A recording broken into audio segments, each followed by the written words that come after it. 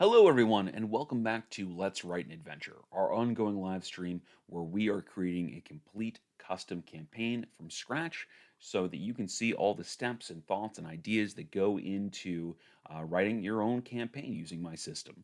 I'm RJ Kerr, I'm your host as always, and today we are going to be picking up with last few details on our historical deep dive encounter. But before we jump into that, let's go ahead and do a quick recap of what we've done so far. So if you're new here or you've missed some of the previous episodes, or if you're just not caught up, you'll know what's going on. So, we are, as I said, building an entirely custom campaign, and this includes its own unique domain of dread. To do this, we wanted to give ourselves a little bit of structure to work from so that we have an idea of what kinds of pieces and parts we need to put into a campaign so it feels like a cohesive story. That is not to say this is a railroad sort of arc there in terms of a plot, but gives us something, it gives us a point from which to deviate from, a structure from which to deviate from. And so we decided to use the story circle structure. And we've gone ahead and started filling that out. We've done a fair amount already. We've already figured out how our characters enter this domain of dread, and it's through a portal that opens up on the Blood Moon. We've talked about what kind of personal motivations would draw them into such a world willingly. We figured out where they land in a shanty town that we're calling Darkport, which sits on the edge of an inland sea.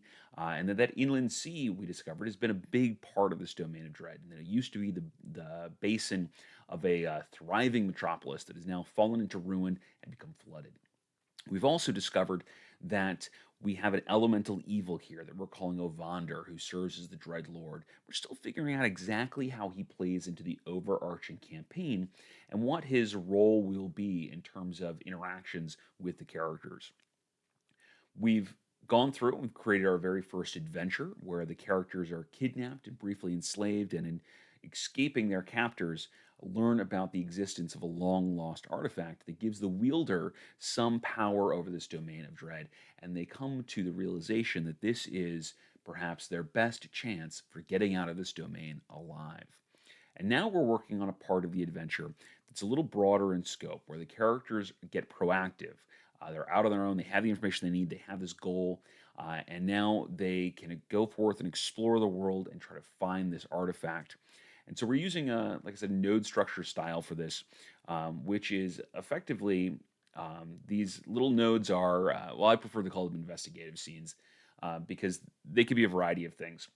They can be simple encounters, they can be complex encounters, they can be mini adventures, full blown adventures, all sorts of stuff. But what they do is they put clues out into the world that connect to other nodes or other investigative scenes. And they give the characters the opportunity to find some or all, or in some cases, even none of those clues, so that they can follow their own leads of their own choice and navigate the world as they see fit, giving them tons of agency while still giving us as DMs some structure to work with. So we don't have to come up with everything on the fly. And we've done a number of these already. We've built a short 5-room dungeon. We've built a heist style adventure. We have built a complex social encounter that has more to do with role play than anything else.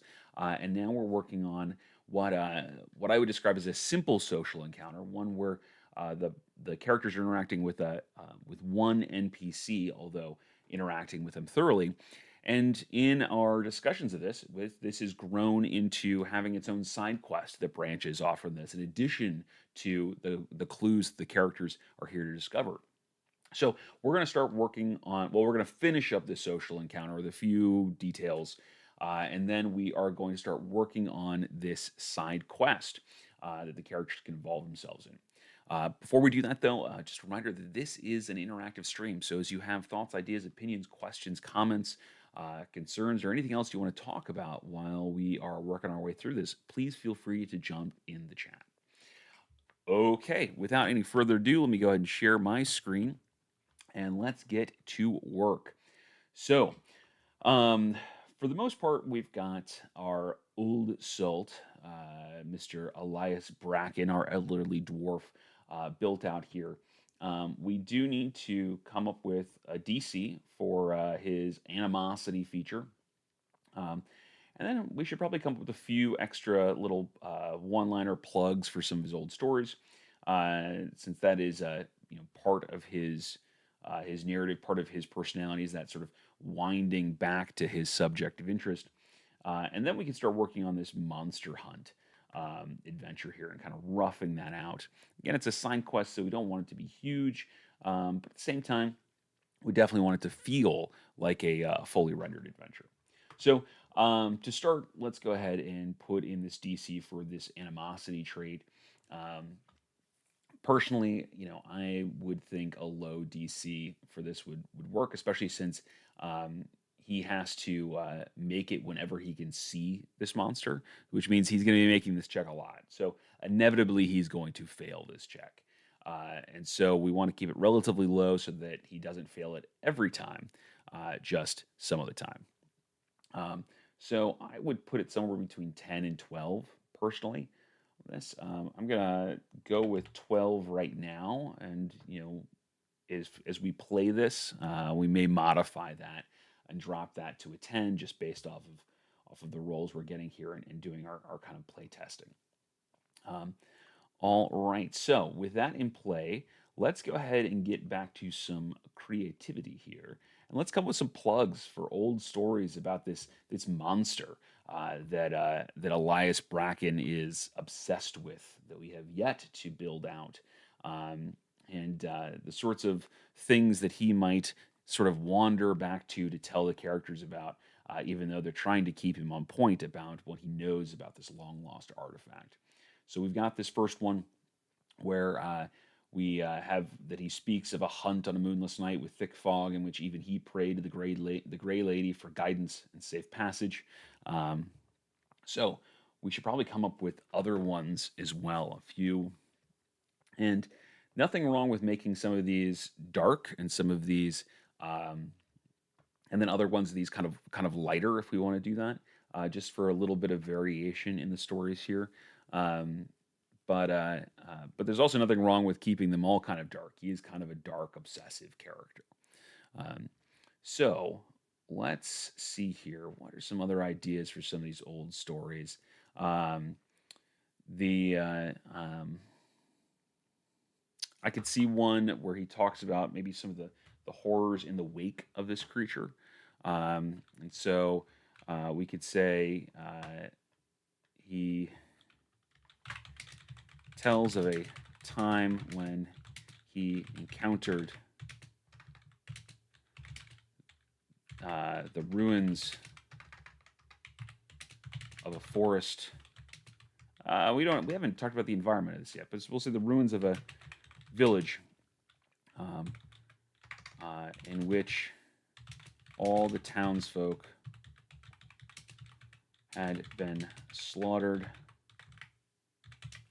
by the beast. I don't think we need a ton of these prompts here. Maybe one or two more before we move into our monster hunt adventure. Um,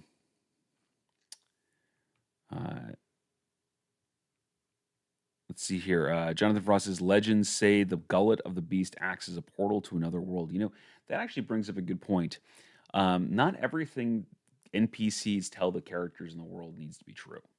Um, that to some extent makes things feel even more real because these NPCs might believe it. It's not that they're lying, but that you know, but players have a tendency to assume that everything that's presented to them is always 100% accurate, and so it can be really interesting to give them some information that's just plain wrong and have them follow that lead, only to discover, perhaps to their detriment, what the truth of the matter actually is. So that's a cool one. We'll put that one in here as well. He tells of a oh, there's just one problem with that. Nobody but Elias remembers this monster. So how can there be legends of it?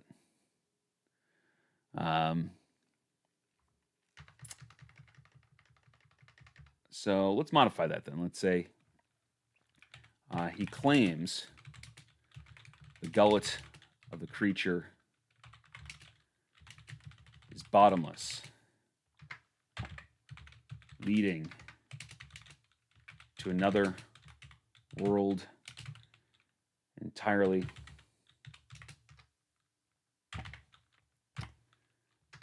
Thus, its hunger is endless. So, a quick modification of that. So instead of it being a legend, it's just something that Elias himself believes. Um, maybe it's the legend he tells himself.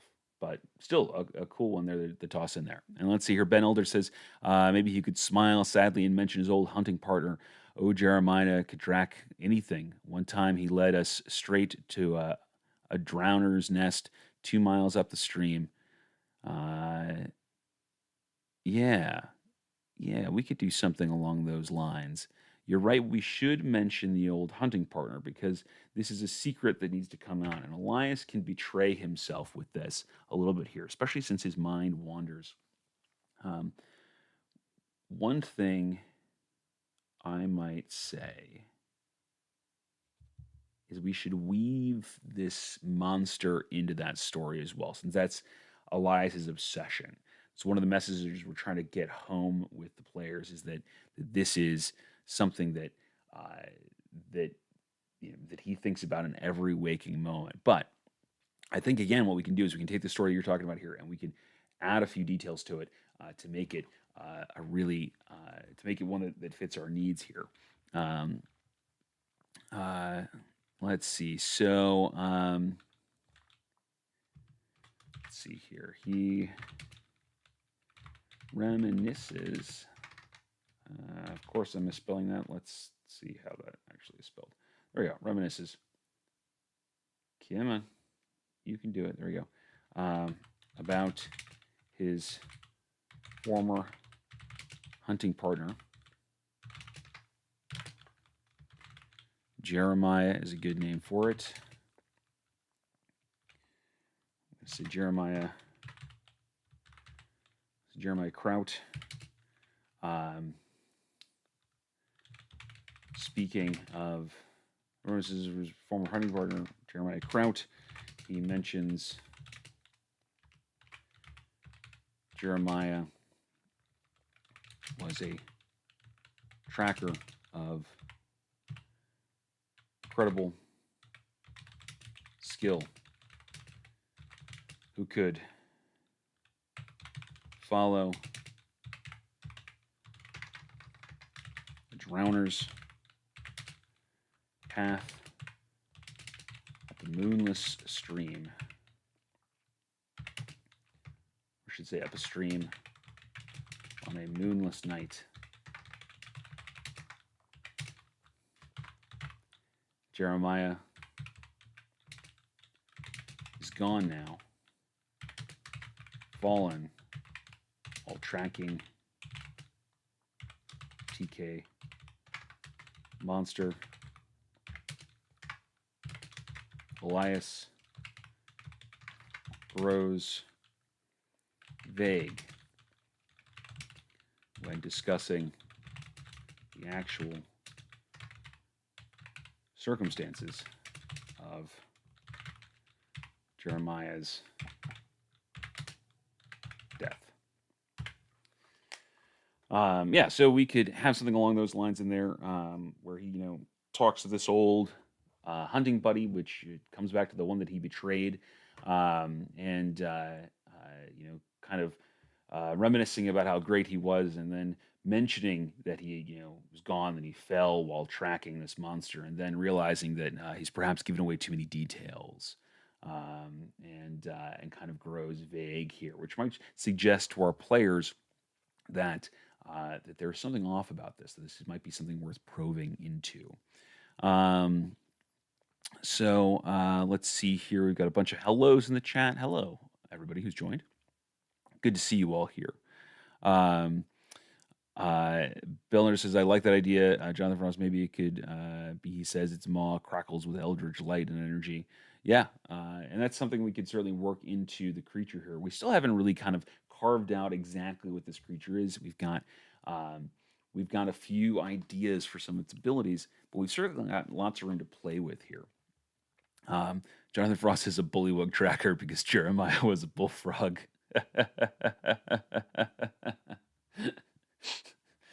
uh, and he's got to drink wine, because he sure was a good friend of mine. I never understood a word he said, but I helped him with his wine. All right. Cool. Oh, Ben's ahead of me on that one there.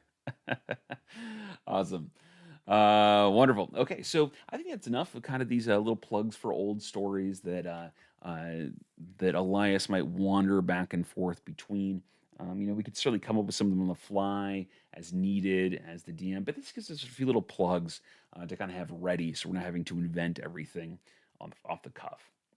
So with that, uh, our dear old salt, Elias Bracken, is pretty much complete. Now we need to figure out this monster hunt and really the context of this monster. We need to create this thing, um, and we've come up with some interesting ideas on that already. Um, see here um, one thing we failed to capture in this list because we did a little bit of brainstorming here about this monster. Um, Thinking that it's perhaps actually a series of clones that activate when the current clone is slain, and that each one has new abilities learned from the previous clone's experience, making it harder to face. And so we came up with a list of potential abilities. Um, we never mentioned sort of the core one here, where those who, uh, yeah, the only those who hold um, who possess a piece of the monster can remember the monster. All else immediately forget it once it leaves their sight. I guess we captured that in the history here, but um, we should put that down here as well, just so we don't lose track of that. So we're just going to copy and paste that line from our history here, put that down, make it a regular old sentence, and we'll work from there. Okay, so as in all adventures here, um, we need a little bit of structure to kind of kick ourselves off here, right? We need to kind of outline what it is, the pieces and parts that we want to include in this, and we could use a number of methodologies to do that. Again, this is something you could lean on the 5-room dungeon for if we wanted to on that.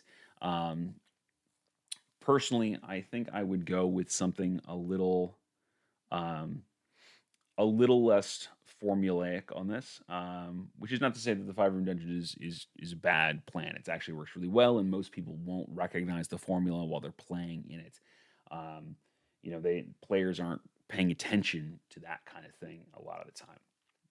But what we can do is simply come sort of rely on our Freitag's pyramid here, where we've got our exposition here in terms of the stories and the information that Elias has.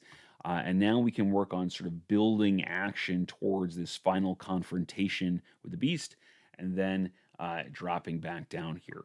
Um, Now, if we want to, lean into um, sort of a looser version of the 5-room dungeon, because the 5-room dungeon kind of does the same thing here. Um, the uh, we could come up with, instead of a puzzle, maybe it's a section where they gather more information about the monster, or there's an encounter. The setback certainly would be an additional encounter with the monster potentially, or some of the aftermath of its work. Again, I don't think that we need to hold ourselves to those particular, rooms, as it were. But we kind of follow that, the general arc of our Freitag's pyramid here, and just focus on escalating action. So let's think about what kinds of things might occur in this attempt to hunt the monster. I think there's a few things that we want to uh, put in here for sure. For example, I think that the characters need to encounter the monster more than once. Um, I think they need to encounter it once, fight it, think that they have beaten it, and then it pops back up again, and then they fight it and they think they beat it, and it pops back up again, growing stronger every time. Eventually, with them discovering that these are clones. And then that is the final. The climax is when they find the place where all these clone jars are hidden, and you have your ultimate fight where they're having to slay clones left and right while they smash these jars. So that's kind of how I would imagine this in very kind of a loose sort of way, and we can really kind of polish and move pieces around and add parts if we need to make this more interesting.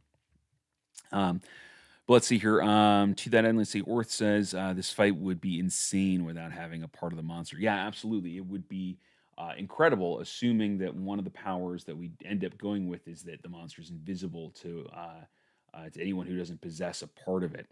And so we definitely need to come up with, you know, we need to telegraph that a little bit. We need to have encounters with this monster where the characters experience this, discover this, and then when they're moving into the final encounter, they've got to take pieces of the old clones with them, so that they can get through this fight. Because you do want some of these fights uh, to uh, uh, to be the characters to kind of be I don't want to say limited, but uh, one of the obstacles is they've got to overcome this new ability, and that's a pretty cool one. The invisibility bit, I like that one a lot. Let's see. Ben Older says maybe the first encounter could be a very quick fight. The party deals only a small amount of damage, and the creature flees. For now, having seen the party strength, could help RP if they forget it. Um, yeah, we could do something like that. The thing that, again, playing devil's advocate here, because I do think the first encounter with a monster should be a lower difficulty encounter, to the point where the the players themselves kind of have that, like, well, that was easy kind of feel about it. Like, I don't know what all the hubbub was about. We took that thing out you know pretty easily. Um, I agree with that. I wouldn't necessarily make the monster run. One, because I'm not sure it would have a sense of self-preservation since it's a series of clones, right? It's destroyed, it's just going to reanimate to something else. This is, why devils don't care if you slaughter them for the most part, because they're just going to come back in the Nine Hills.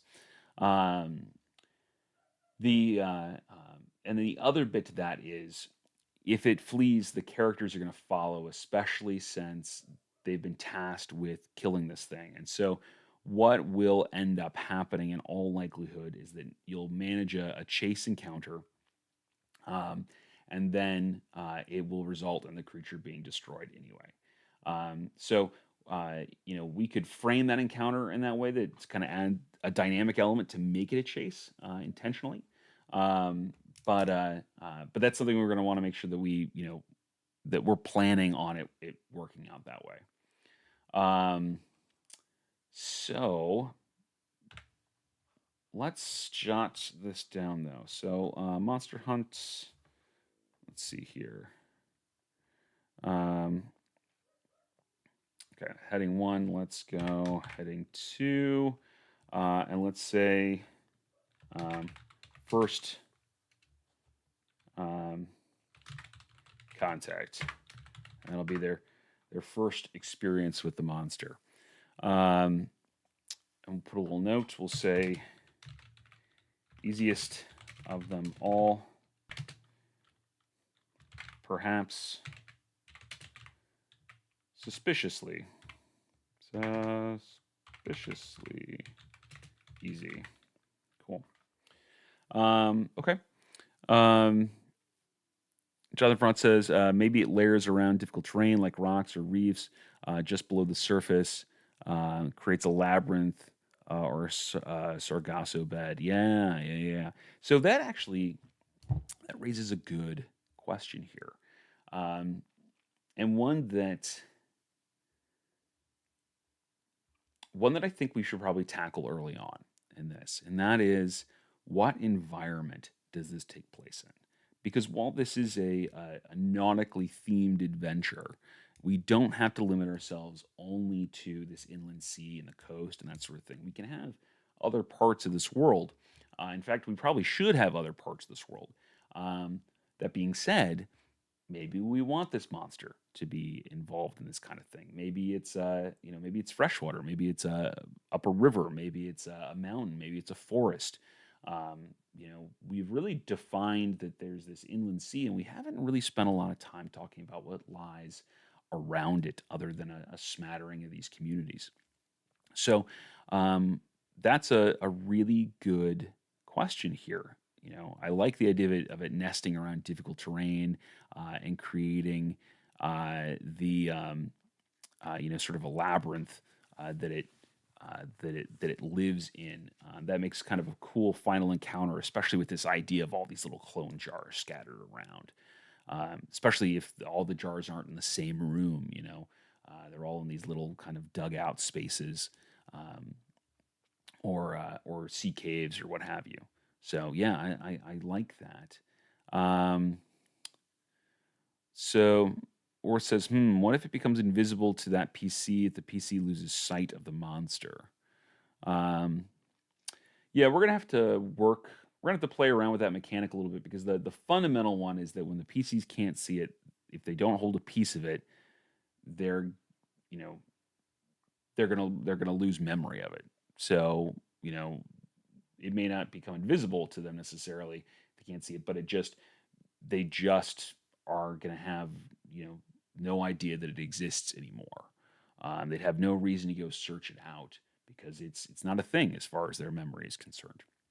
Um, so so I would say that it's kind of redundant to have it go invisible to anyone who doesn't possess a piece, and then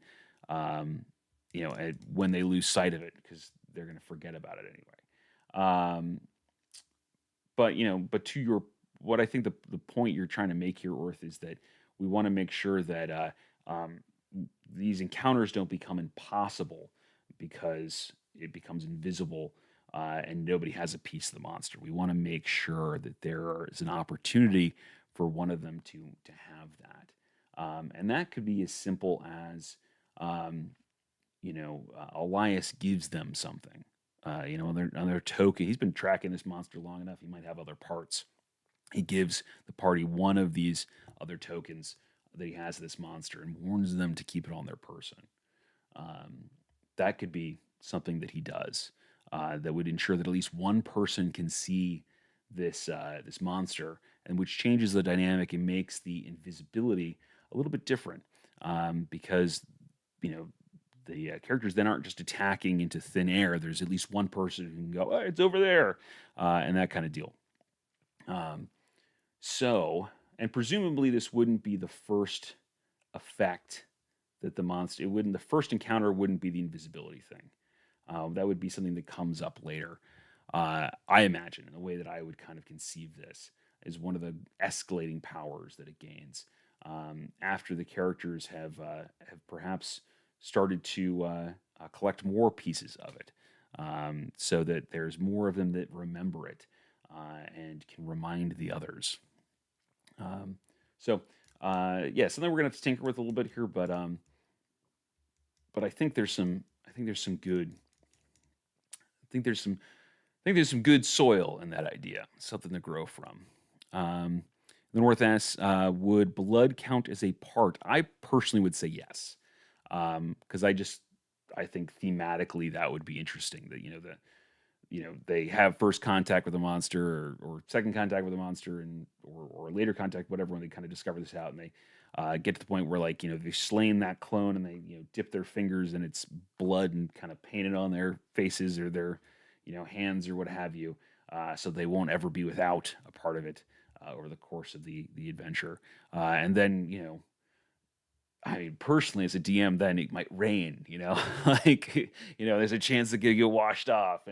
But it gives us, but by making blood count, it gives us something simple that is also, I think, interesting to play with.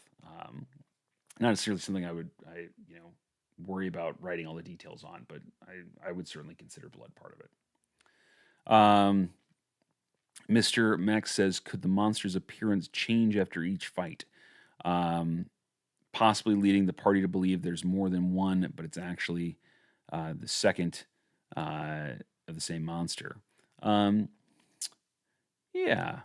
I I think that the party's going to suspect that there's more than one when they've killed one and the next one shows up. I don't think they're going to think it's reanimated necessarily, although they might. Um, but I also agree with you that the appearance should change, if for no other reason than to kind of telegraph that there's something different about this iteration of it. Um, Something to suggest that perhaps it has grown stronger in some capacity, since we're going to be giving it new abilities each time it effectively reincarnates, or each time a new clone is activated. So yeah, so the the description should definitely change. So let's say TK monsters appearance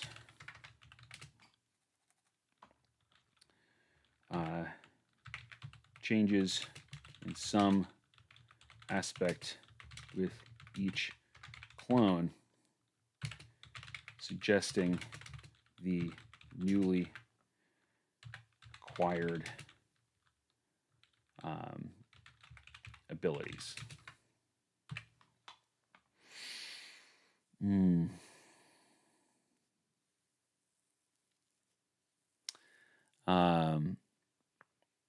Yeah. And let's see here. So yeah, I think that's a cool idea, Mr. Max.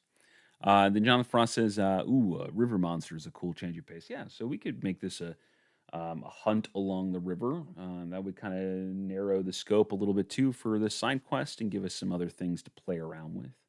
Um, so yeah, maybe it's a river monster. Um, let's make a little note here. Um, a river monster. And then Mr. Max says maybe a ranged character retrieves an arrow or bolt that has blood on it. Yeah, so that's the sort of thing that your characters are likely to do. I wouldn't necessarily worry about writing little details like that necessarily. Other than if I was writing this for somebody else, I would mention that blood counts as a part. I would specify that, but I wouldn't necessarily worry about opportunities to acquire that blood. Um, for a couple of reasons. One, we're never going to cover all of the options that the players are going to take. We've been coming with some common options, but you know, but the characters aren't going to need any help figuring out how to make this thing bleed, right? Um, you know, there there's nothing that we necessarily need to define. There's no, ooh, I don't know if it's bleeding yet or not, kind of question there.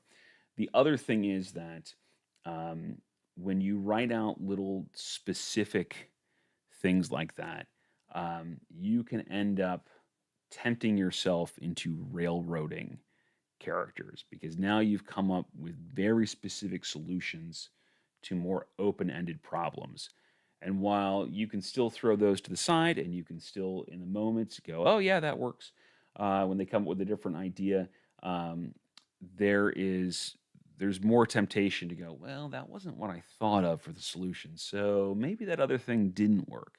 Um, so it burns time. It doesn't account for that kind of thing is gonna get overcome by the character's decisions, and it kind of gets you in the habit of starting to think that there's a single or a very narrow scope of solutions for that.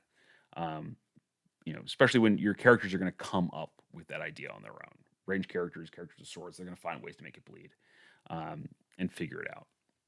Um, so let's see. Different pieces and parts of this. Let's say first contact. We've had our initial one where suspiciously easy, where the characters, where PCs slay the first clone and believe they have triumphed against the monster.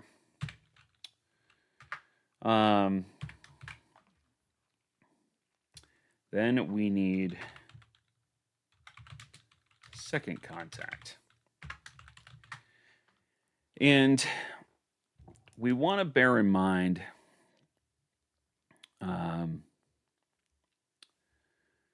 that what we don't want to end up doing here is make each of these encounters effectively the same. The creature just gets stronger. We want there to be some differences here in atmosphere to it. So sometimes contact with the creature will be contact with the creature's um, with the results of the creature, the aftermath of the creature, um, and that kind of thing. To give us some sort of highs and lows and do uh, some uh, some better story building or some better narrative building here. Um, so we're going to need that. We're going to need probably a third encounter. Maybe we'll find out. Third contact, and then we're going to need the monster's lair, and we need the conclusion. This. And those are probably the basic elements of what we need for this. Um, I did that as third. That should be second. There we go. In terms of pieces and parts that we can build out here. Penholder says maybe there are things it leaves behind, like tracks you don't recognize and webs with bodies trapped in them that you have no idea what could have caused that, even if it's not the first time you see it. Yeah, there is nothing wrong with setting a little atmosphere, especially since there is one part that we probably should add here at the beginning, and that is tracking the beast. Because the characters or the players are going to expect that their characters are going to have to track the beast somehow. And that's a good place to build atmosphere, like you're talking about there. Strange tracks, webs, trail of blood, carcasses, odd fetishes, whatever it is that we give this creature to make it kind of manifest in its own way. So to that end, we've kind of got our little pieces and parts here in terms of our overall structure to this adventure. So the next thing that I personally would do is I would back up and go, okay, let's figure out the core of this monster, because we've come up with some ideas that it's a series of clones. We've come up with some new abilities it has, but I guarantee that each and every one of us is imagining a different creature, and so we need to define that. Um, is it say it's a river monster? Is it is it effectively a sea serpent that lives in the river?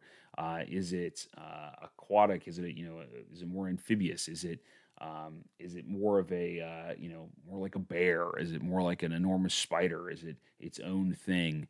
Um, and so we probably need to define that as is, because we really are building this with so far we have no context as what the creature looks like in the beginning, and from those ideas, I think we're going to get a better sense of what kind of clues the characters might track, what sorts of what sorts of eerie things they might encounter, as well as what might happen in our first, second, third encounters with this thing. So let's brainstorm a couple ideas with this. Let's just continue our list here of monsters' appearance here, and kind of come up with some ideas that might fit our concept of this creature. So we know it's a series of clones. We know that it's going to grow, gain new abilities as it goes. So, what? Um, what kind of basis? What would be the basic form of this that we would imagine? It lives in and around the river, but it obviously needs to come out of the river to hunt people. Clearly, if it's limited to the river, Elias would have found it and potentially slayed it at some point in the past. So it must have other must have other ways to move about other than just swimming. Um, so personally, something like an octopus comes to mind. And I don't mean that it should be an octopus. I mean that I'm drawing on inspiration for what I know of octopi. And things like their ability to change the texture of their bodies, their camouflage abilities, um, their you know they can pull themselves along on land, although not terribly well, and while still moving in the water. Um, could be the basis of what we work with here. Um, Bennett Older says something like a lictor from Warhammer 40K. Yeah, that could be another sort of inspiration for this, where it's more of an insectoid or reptilian sort of creature. Because I'll be honest, the Tyranids are always kind of walk that line for me, insects and reptiles. And that is a little more predatory. This could be, I mean, frankly, we could build something that is effectively the predator, if we wanted to base something off that, make it bipedal, make it a little more human. Um, Ben Lewis says maybe something mind flayerish to emphasize the unnatural nature of it.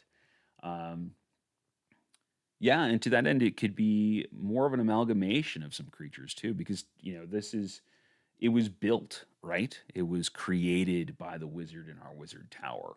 And so, what pieces and parts did he use to make it? What did he change? Think about things like owl bears at that point, right? Where, it was, you know, theoretically, although nobody officially knows how the owl bear came to be in existence, but many believe that it was the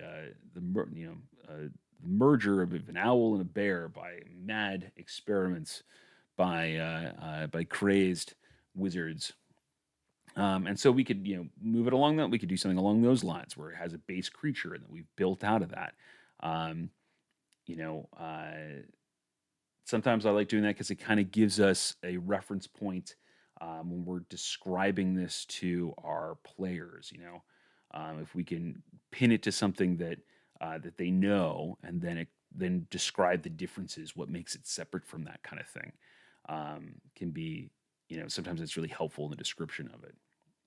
Um, but that raises a good point. Maybe we want it to be reptilian. Maybe we want it to be insectoid and have carapace armor and that kind of deal. Um, so that could explain. That might make it easy to kind of cover the evolution of this thing if as it grows. Um, to that end, I think I really like the idea of it having an insectoid kind of base, leaning into some of maybe the lictor traits. Also, thinking like Starship Troopers, um, though, where they got the bugs in there, that could be some inspiration for it as well. Something along those lines. I think that might be a rich area. But let's see, we got a few more other ideas. So, Orth this is a monster called an Olthoi from Asheron's Call, an old MMO. Could be a cool base. Potentially, yeah, I'm not familiar with that particular monster. So I'd have to look it up. And with the glory of the internet, I can do that right now. So let's see what I can find. So Olthoi. Yeah, okay, yeah. Again, kind of that insectoid, almost a bipedal kind of insect structure here, insect base. Yeah, we could definitely do something like that. Um, yeah, I think we can move along those lines, and I keep saying insect, but we could kind of make it crustacean-y kind of too, since it's kind of got water themes to it. So let's capture some of these ideas. Let's say crustacean. Was it crustacean? I can't pronounce crustacean. I can't spell crustacean. Nope. Clearly not working there. Let's hit the.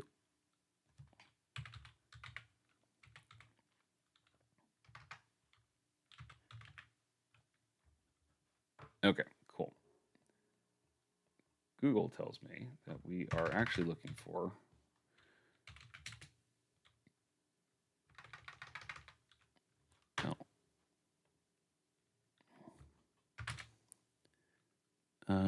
CN. Yeah, okay.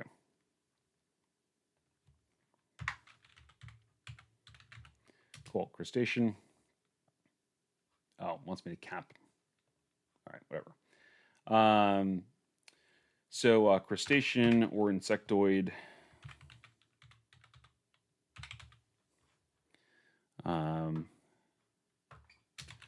Base, body. Okay, got some ideas on that. Should it be pedal or move on variety of legs? So maybe it can move on one, or maybe it can move on four, and then it can raise the other ones up and to kind of act as arms and attack with. I would imagine this thing would be pretty darn fast, personally. That could make it a little more dangerous.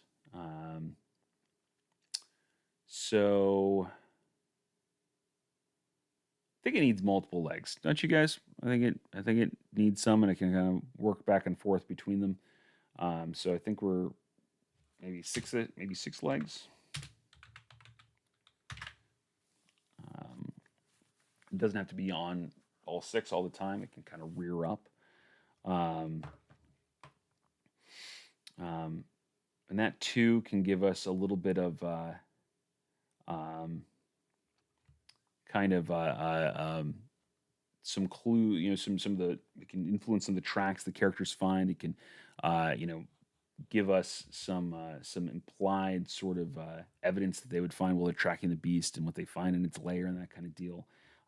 I could even see it, having sort of a lobster like tail.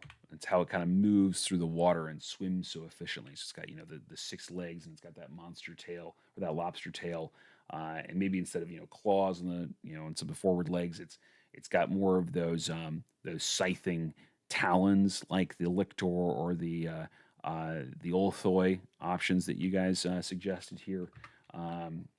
So let's see, front legs are scything talons. Okay. Okay. That gives us, I think, enough of a base to work off of. Although, as you have other ideas, toss them in here. Um, One thing that I would say that I really like that you guys have been doing here is you've been pulling on inspiration from other, other forms of media, right? MMOs, Warhammer 40K, different settings, that kind of stuff. It's a great way to get your imagination rolling on and give you something to start with when you're coming up with these new ideas to create something novel within your D&D campaign settings or any of your TTRPG campaign settings for that matter. Okay, so let's talk about tracking the beast, because I think we should probably set some um, uh, we should probably set some of the atmosphere through this. Um, so what if we said usual tracks? We said that they are um,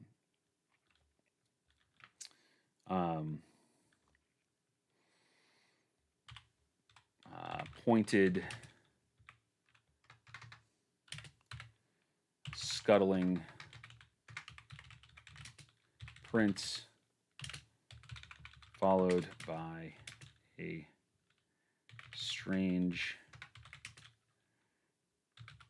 drag pattern caused by the tail. Is just one thing here. We should have other things to build the atmosphere. Um, yeah, Jonathan Frost. Yeah, says it mostly comes out at night. Mostly, yeah. I think nocturnal makes a lot of sense for this thing. Um, the you know something that we might put in there. That kind of gets me thinking is that Ben Elder was talking about maybe webs with corpses in it and that kind of stuff. And while this monster doesn't lend itself well to webs, I don't think. Um, I can imagine sort of the um, just sort of the clusters of eggs that might come out of this thing. Is it sort of almost foamy like um, crusts of eggs that it lays in its tracks? Perhaps inside on various kills like maybe you know deer carcasses and things like that, but also maybe against rocks and trees and that kind of deal in the stream. And so finding some of that, that scum, as it were, uh, would be kind of an unusual point, and kind of create uh, some of the atmosphere here, and suggest too that there's more than one of these creatures. Um, so I might say frothy patches of. Um,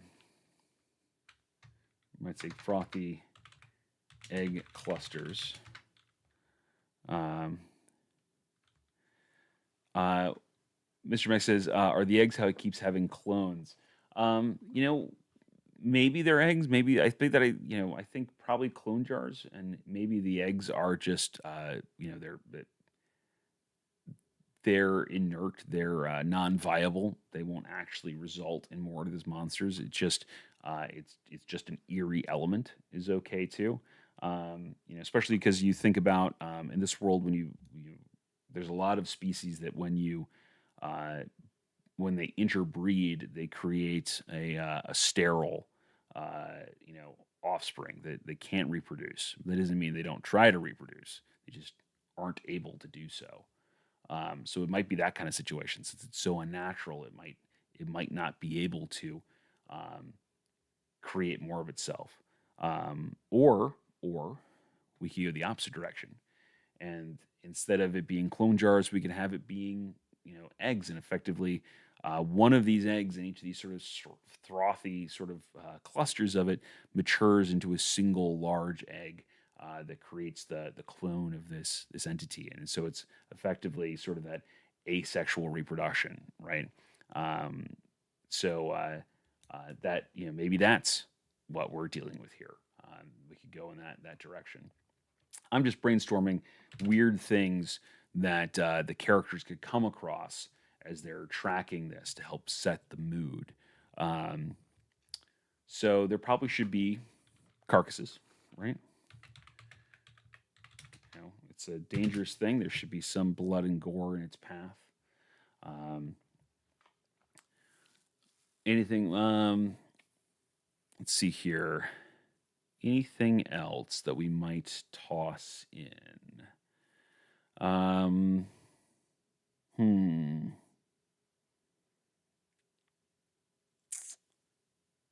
Well, we can always. Let's see here.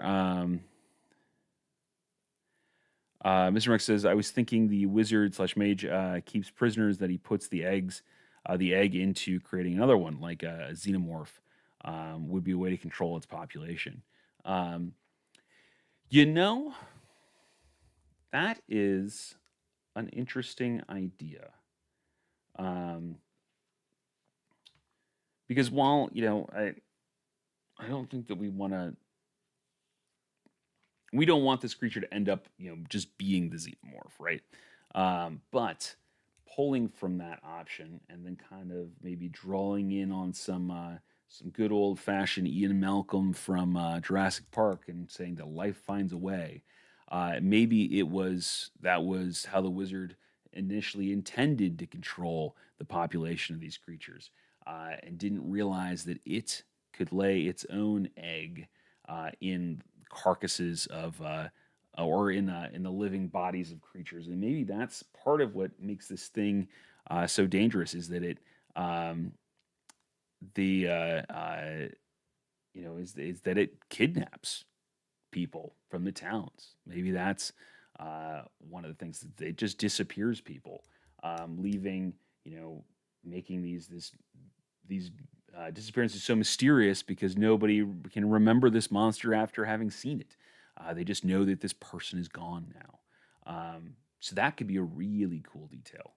Um, and so your Jonathan Frost says, finally, somebody said face hugger without saying face hugger. Yeah. Yeah. I mean, I think the more we work on this, the more we're working in sort of a river version of um, that kind of process here. And anyway, that sort of creature here. So Orth says, can we set fire to everything and call it a day? Uh, you know, you might be able to, except we're making a river monster, so it won't burn. And we're not going to give it acid blood, I don't think, just because that would be a painful mechanic to deal with here, or potentially. I guess you could just make a dex saving throw every time they hit with an attack and do damage or something along those lines. But it can become a lot of dice very quickly.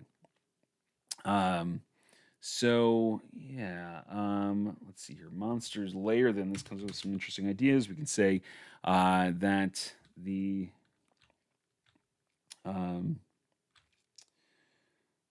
let's see. We could say eggs implanted in kidnapped townsfolk.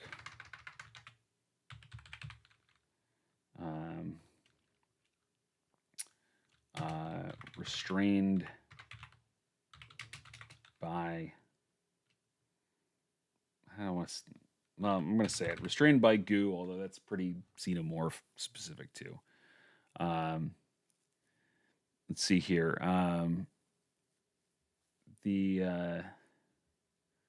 Yeah, so that's an interesting topic, and we could say that could make the second encounter a town suffering from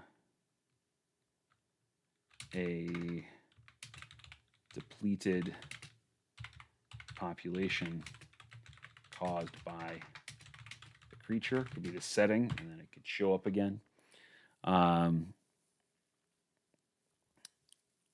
Let's see here.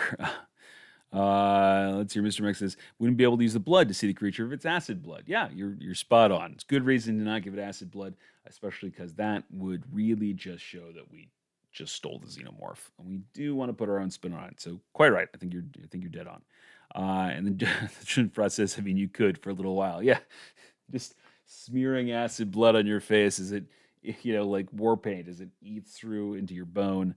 Yeah, that this is a dark campaign.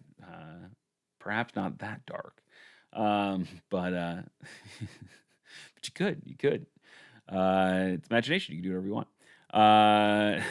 Where it says, "We would be heroes who slayed this mysterious foe. We also destroyed your entire forest and possibly economy in the process." Yeah, there's always that downside, but your characters might make those sorts of decisions. I ran a Ghost of Saltmarsh campaign. I am running a Ghost of Saltmarsh campaign right now, where in the first adventure there's the haunted house, and the characters got partway through it and just said screw it and lit that bad boy on fire and walked away. Uh, so it happens. Not something we necessarily need to plan for in our text, but it's good to be aware of. All right, with that, I think that we are coming to the end of our session here, so we're going to go ahead and wrap up. Thank you so much for joining me today. I always have a pleasure working on this stuff with you guys, and it's fun building out this little mini adventure here that just kind of follows rising action into a climax, giving us a little, some very basic structure, but a lot that we can kind of play with. So I think this is going to be a lot of fun, and it's the first side quest we've built out in this campaign. So sets a cool precedent for others. Um, As I mentioned on Monday, I'm still planning on doing a Friday live stream. I will let you know if that changes. But at this point, it looks like my schedule is going to accommodate that. I will hopefully see you all again on Friday. As always, if you enjoyed this content, please like, subscribe, leave a comment. All that stuff helps the channel grow, helps keep these chats dynamic, and helps keeps these good ideas coming.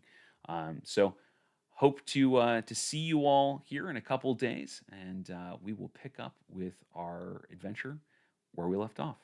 Thank you again, and I will talk to you soon. Have a great night, everybody.